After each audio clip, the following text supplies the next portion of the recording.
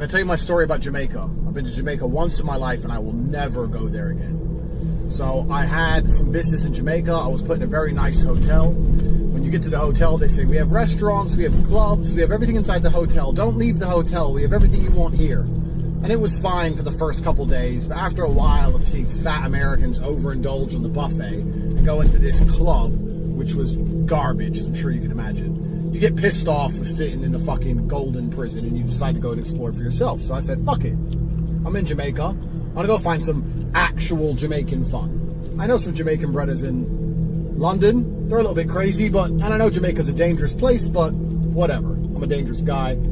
A bullet probably wouldn't kill me. 5 might, but I can take 1. So I decided to go out exploring in Jamaica. So I go up to the reception, say, I need a taxi. I'm going to do my Jamaican accent. She goes, I can't do it. I'm smiling. She goes, what do you need a taxi for? I said, I'm going to go out and look around Jamaica. She goes, no, don't do that. Stay in the hotel. We have bar in the hotel. I was like, no. So she wouldn't give me a taxi. So I'm like, fuck you. The reception literally wouldn't order me a taxi. So I walk out the hotel, down the long road, all the way out to the main road. I think I'll find my own fucking taxi. See a taxi, I wave, dude stops. I say, bro, I want to go have some fun. He goes, get in the car, man, I'll show you around the island, we have fun. I was like, all right, cool. So I get in the car. He says, what's your name? I said, Andrew. I go, you? And he goes, Grim. I said, Grim? He goes, yeah, Grim Reaper. I started laughing. And I was just like, haha, yeah, all right, Grim Reaper. This is a warning. When a dude tells you his name's Grim Reaper, you should get out of the fucking car. But me being my arrogant jackass self, I'm like, all right, Grim, cool. So we're driving. Anyway, Grim's accent was so thick. He had that Jamaican accent, and he spoke in that patois. It was so thick, I couldn't understand the guy. He had this music on, this hard Vibes Cartel, like loud music, and he's talking shit, and I have no idea what he's saying. So he's saying, where do you want to go? And I'm like, bro, I want to party. He's like, what kind of party? You like girls?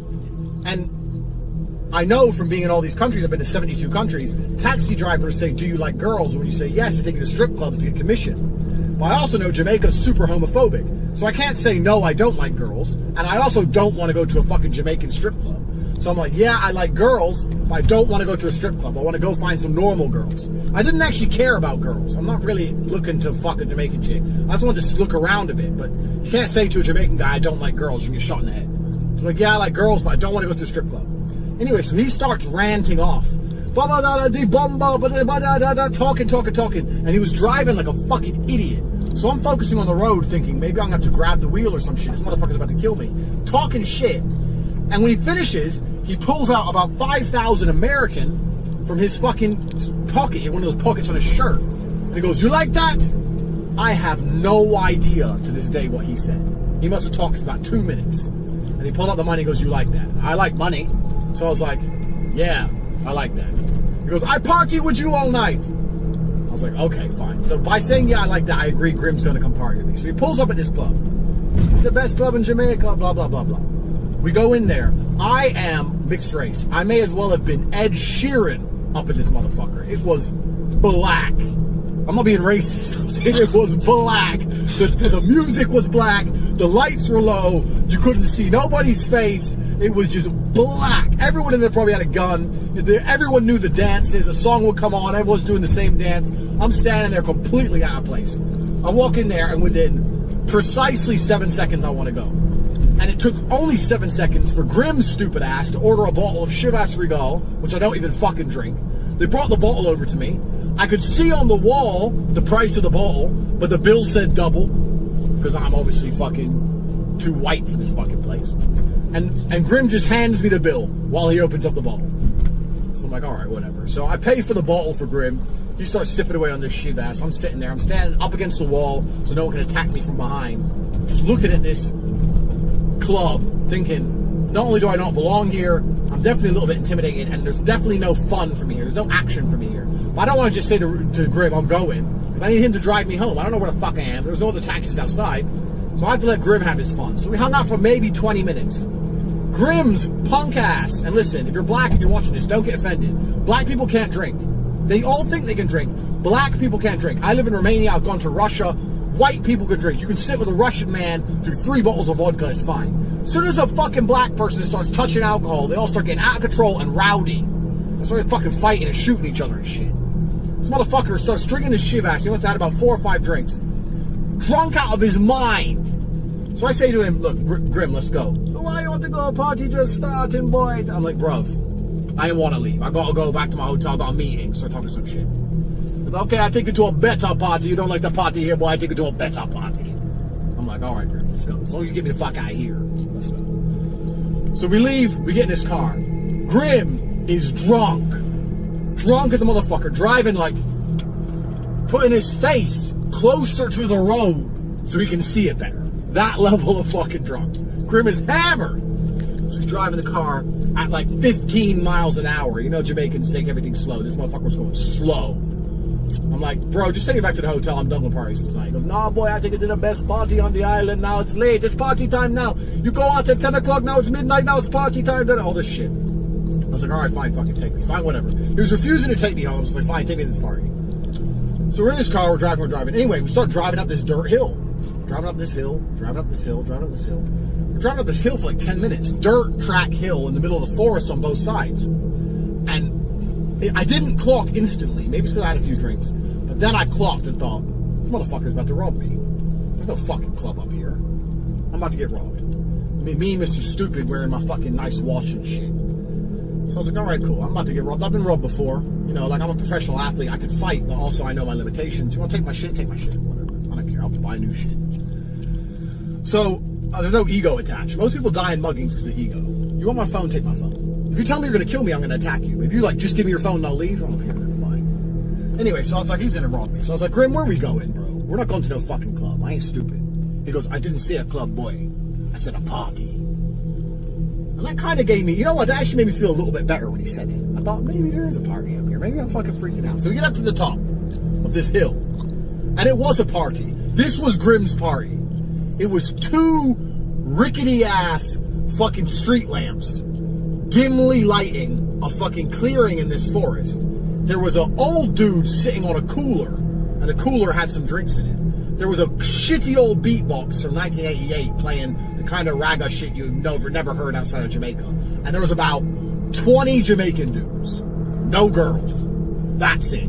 That's the party. Grim goes, we're here. I was like, Grim, let's go. And before I could even say, this is shit, take me home, he'd already stepped out the car and started walking off. So, all right, so what can you do? You can't just sit in the car like a bitch. Everyone's looking at you now because, you know, you've driven up to this party. Everyone's staring at you. So go get out the fucking car. What else are you going to do? So I get out the car. I must have got out of the car about 4 seconds after Grim. After I looked around, analyzed my options. I looked if there's a key in the car, if I can steal the car. I was like, no, okay. Looked on me. What, they're going to rob me? If they rob me, I got about 1,000 US. Blah, blah, blah. Analyzed everything in about 3 seconds. Decided the best thing to do was get out of the car. Got out of the car, and within those 3 or 4 seconds, Grim had vanished. Grim is now gone. Like a ghost into the fucking night. I look around, and I cannot see Grim. So it's just me at this party. I'm like, okay. So I'm kind of like, well, where do I stand? What do I do? There's this shed, this shitty shed. And I have the same philosophy everywhere I go. I don't want to be attacked from behind. If you're going to kill me, I need to at least see it coming. So I decide to go stand up against the shed. So I go stand up against the shed. I'm standing there trying to pretend I'm just like chilling. And all the dudes are looking at each other and then looking at me. And Jamaicans, they're not subtle. Jamaicans are not subtle people at all. So they made it very clear what they were doing. They were asking, who knows this guy? Can I rob him? Like, is he a police? Who the fuck is this dude? So they're like, no, him, you know? Who, like, literally is being super obvious. Who the fuck is, if he's your friend, if I shoot him, are you going to be mad? So everyone's talking to each other about me.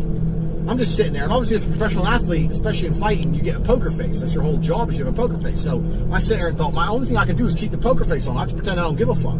I gotta pretend I'm so comfortable here, I gotta have the poker face, like you do before a world title fight.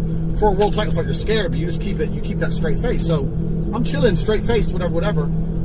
Anyway, there's these 2 dudes, the 2 biggest guys. I'm 6'3.5". These dudes must be about 6'5", both of them. Wearing the string vests, lean like me, built. They start talking, and they're the ones who are most overtly pointing at me and like checking if, you know, I'm okay to be a target. I can't say for 100% certain because it was about 10 meters out in the dark, but I will say with 99% certainty there was a pistol in his belt. I analyzed him for head to toe, and I looked in his belt and I saw there's a pistol. And someone would say, would you bet your life on it? I'd say, yeah, there's a pistol in his belt. So I knew this is an unwinnable fight. So I was like, okay. My plan is this. while I was looking at his belt and the pistol, someone started walking down the hill. So I said to myself, next time someone starts walking down the hill, I'm just going to walk with that person and pretend I know that person. And if I can convince that one person not to kill me, then that lowers my odds. Instead of having to convince everyone not to kill me, I'll convince one guy to not kill me. So next time someone leaves, I'm walking down the hill. These two dudes are about to fucking attack me. Anyway, I'm literally looking at the hill and thinking that's my plan. And I hear, yo, and I turn to the side, it's fucking Grim. And he stinks of weed. Stinking of weed out of his fucking mind. He goes to me, you having fun, boy? I was like, no. I said, it's all right. I didn't say no. I thought no. I said, it's all right, man. I need to get back. I got people waiting for me. That's what I said. You know, the typical basic tricks, you know. He goes, you want the taxi home? I was like, yeah. He goes, $1,000. It's like 1,000 what, Jamaican. Remember, I paid this guy 10 Jamaican dollars. That's what, like $3 to get this far. He goes, no, 1,000 American dollar. I leave you here with my boys. So it was all a big setup from the beginning. I said, my friend, I've got about $700 on me. I spent the rest on your fucking Shivas. He goes, I'll tell you what. I take you home for $700. I wait outside. You bring me the other 300, or you never make it off Jamaica. I look him in the eyes. I said, Grim, you motherfucker. I said, you know what? Deal. We get back in the car. It wasn't even animosity. We get back in the car. It was like, men understand the reality of the world. I can't be mad at Grim. Grim does what Grim does. I walked into it. I get back in the car. He goes to me, now, he goes, the party not finished for me, boy. Starts putting music on. He's my friend again. Everything's fine. We get back to the hotel. And I thought, okay, I'm at the hotel now. I can not pay him. I can fucking call the police. I can be a little bitch. Like most white boys would do. That's what who run away from the car. Grim tried to rob me. You know what? I have honor. Grim, he pulled a scam and it worked. And he did save me from basically getting my brains blown out. So I thought, you know what, Grim, here's 700. I said, do you want that other 300? I'll go get it if you want it. And Grim turned to me and goes, don't worry about it, boy. That's enough. Have a good time in Jamaica. I was like, thank you. Well, the end of the story is this. I had one of the guys who cleaned my room. And every time he cleaned my room, because I was in an all-inclusive, unlimited alcohol, I'd give him all the alcohol from my room, because they would refill it for free. So I'd say, take all the beer, take all the vodka, it's yours. I don't care, because they refill it. And what surprised me, he goes, no one's ever done this for me before. I work here 10 years. It's like, it's free. Why the fuck would I care? Because people are stingy and stupid, whereas I'm not. So this guy, I told him my story. He goes, you are the luckiest man in Jamaica. He goes, you don't know, they kill tourists because if they get caught robbing a tourist, they do the same time as murder. They always kill tourists. They would have definitely buried you in the ground. No one find you for years. They never let you go and give police reports. You're the luckiest man in the world. I never am going to Jamaica.